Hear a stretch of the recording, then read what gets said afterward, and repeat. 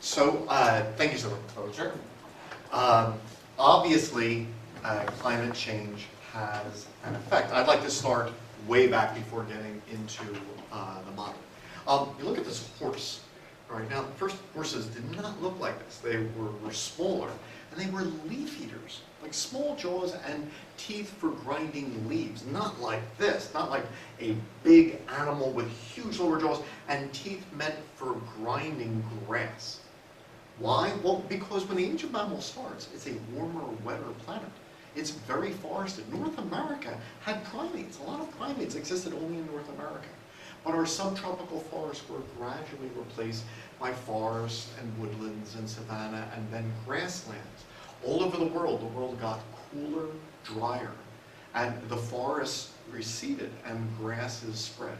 And a lot of animals, whether it be the horses or the mastodon, which we're so privileged to have on display in the BT building. The mastodon's an old elephant. Look at its teeth. Those are teeth for eating leaves. Right? The elephants which come later, the mammoths and the modern elephants, they have teeth like this for eating grass.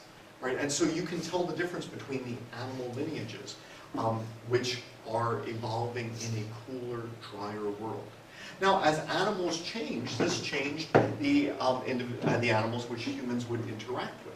Right? So the early people to live in caves as they tried to weather the ice ages and stormed Neanderthals and Homo sapiens after them, they had company.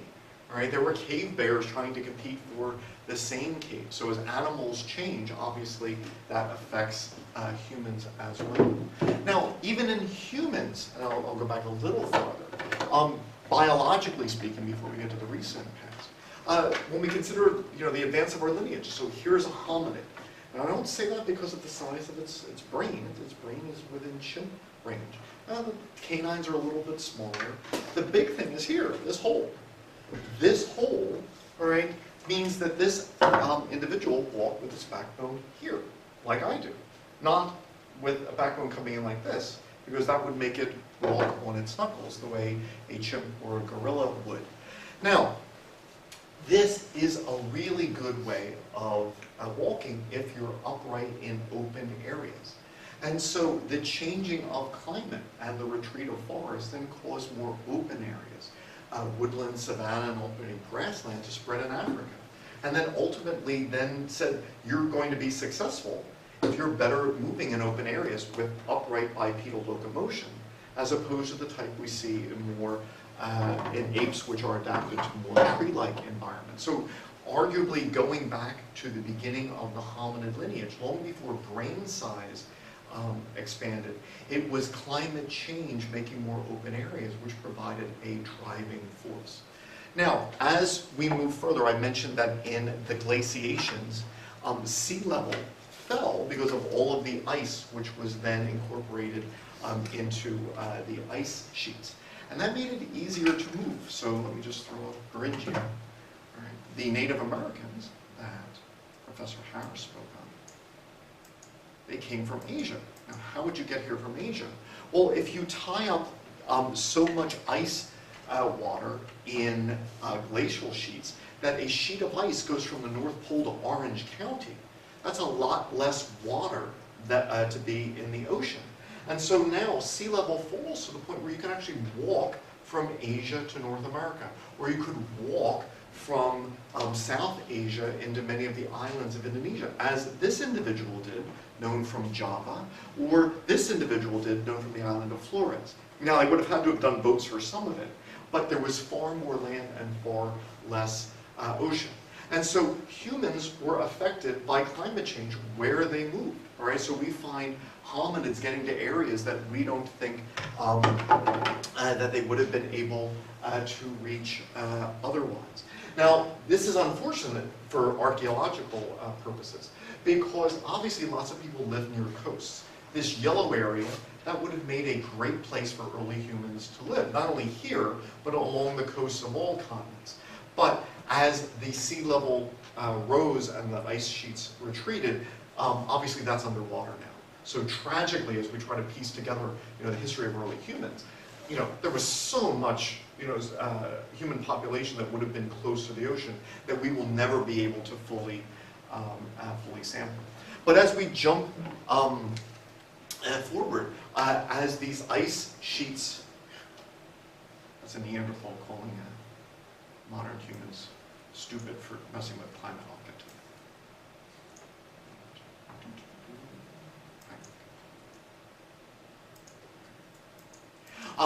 Now, some humans were then stuck in areas which started to get really cold. Neanderthals were trapped in Europe and were isolated from other human populations for tens of thousands of years. And you can kind of see this even in their anatomy. My ancestors obviously came from someplace hot, like Africa. Look at my limbs. They're thin. Look at my digits. Thin. I lose heat pretty easily. All right? Neanderthals were just thicker, denser. They lived in an area where it was colder, and their bodies, were adapted for living in cold areas. And so, our climate change is the point where, affected our anatomy. Or perhaps most interesting, then, how did it affect us socially in the civilization? Well, these are questions which are fascinating, but we don't know. Because our species, Homo sapiens, which looks like this, you can always tell a Homo sapiens just by touching to see if you have a forehead. I mean, look, we have a low brow, and our frontal bone goes straight up. Right? This is a relatively new phenomenon. Human skulls haven't looked like this until the past, couple 100,000 years. Most human skulls prior to that were lower and longer, much bigger brow ridge. But look, they're longer in length, but a lower brow. Our first ancestral Homo sapiens had company. The world was full of people before there was Homo sapiens here. Well, what happened to them? All right, well, they're gone for the most part. A few genes here or there left in many of us, but as a species, they're gone. We're still here. And all of this happened at times when the climate was changing, that the ice sheets were retreating, and fauna was changing, etc. Now, we'll never know the full picture, right? But some of the things which are troubling is, as we look at, it's cold in an ice age, but then obviously, there was a warming and the planet got warmer. But that wasn't an even warm. There were hiccups in this. And I'd like to just make two notes to hiccups, where as it was getting warmer, it suddenly got really cold again. And then it got warmer, and then it got really cold again. All right? And ask the question why. Well, as it started to get warm, then ice started to break up and melt. And this seems to have cut loose a lot of ice, which then floated into the North Atlantic and melted. Reason we say that, our geologists can probably correct all of my inconsistencies, but there are rocks that you can find at the bottom of the North Atlantic that couldn't get there any other way, unless there was just floating ice sheets which had been cut off the continent, which got there and melted. So as they came and melted, they dropped rocks, and you can kind of see, here's material which was transported. It must have been by moving ice. But something interesting happens in the North Atlantic. This is where some warm water comes up and then switches places with the cold water, and this creates a current system which helps to determine a lot of our climate. Europe is far warmer than you would expect, given how far it is from the equator. And the reason, because of all of this red current which gets there. So our planet's climate is influenced by the movement of ocean water, and it follows these currents. But apparently it's possible to interrupt that. Having a whole bunch of fresh water dumped into the North Atlantic apparently messes with this, because at the same time you're getting all of these rocks dumped here, it suddenly gets really cold again. And you're thinking, we just left the ice age, it's getting warmer, and all of a sudden it gets cold again. So we think that things like disrupting this ocean circulation, well, that would alter climate. A little bit later, a little bit later it starts to get warmer again, all right? But now there's all of this ice melting in North America, forming this huge lake, which we call Lake Agassiz, all right? So once again, this is the climate, this is the circulation which is determining much of our global climate. And as the ice sheets melted, it created these huge lakes, right? Which at varying times found different outlets. And there seems to be this one moment where ice dams broke or something, where all of a sudden there was a way for a lot of this water to reach the North Atlantic. And once again, that seems to have altered that flow and changed the climate's trend. It had been warming, and then all of a sudden, Europe goes back into a mini ice age briefly. And this seems to happen in a very short period of time. And, you know, scientists are trying to pin down how little time. Maybe as little as 60 years to go from, oh, we're warming, we're getting out of an ice age. No, parts of the planet are going back into an ice age. And so when we try to measure climate in recent times, as Professor Harris mentioned, we're spoiled by a very, very stable, I would show you on the I put it here somewhere. There we go. By a very, very stable climate. Earlier people, you know, it was much, much colder, but then it would change and then change back and then change. That must have wreaked havoc on, you know, where plants would grow, where animals were distributed, where sea level was, where you could put a village next to the ocean, all right? And this is that first Heinrich event, all right, where it had been warmer and then got colder, all right? And then it starts to get warmer again, and then it gets super cold again. So, our climate doesn't stay stable. It has typically been different than it is today. And it has typically shown much more instability than it does today.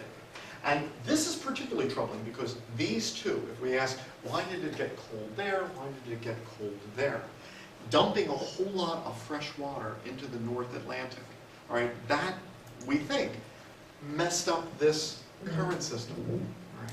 So that's a no-no, all right? If you want your planet's climate to stay the same, don't mess up how warm and cold water flow over the planet. But look at what's above this point where this is changing. A huge piece of ice covering Greenland, which is currently melting. How much? About 289 gigatons per year in the last, you know, decade and a half or so, average. So, our change in climate, all right, that we are measuring is warming the planet. And it's warmed before. The planet will be fine. But as Professor Harris pointed out, it's our civilization, which we put cities in certain locations based on where the ocean is. We've planted crops in certain areas based on how much rainfall we expect there. Dramatically altering climate, which can happen, would stress our civilization because when crops fail, what do you do? All right, do you leave? Do you fight for the few resources which, you know, are left? If sea level now changes where you can live, what do you do? Now, not only is this always a possibility, all right, but as we study climate change in the prehistory, it seems to be especially dramatic if a whole bunch of cold, fresh water enters the North Atlantic and potentially changes this current. We think the Heinrich event was because of this ice sheet breaking up and glacial pieces being here, Lake Agassiz melting here.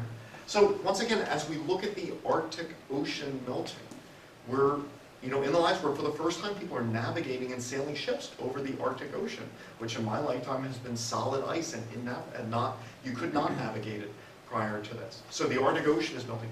Greenland, once again, 289 gigatons of ice. There's a whole lot of ice to melt in 1 year from this place. What will that do? Well, we don't know, but if the study of the past is going to help us, you know, understand the future and make predictions, which is one of our reasons for studying history.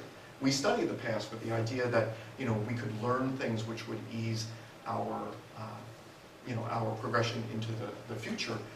We don't want a whole lot of cold, fresh water entering the North Atlantic.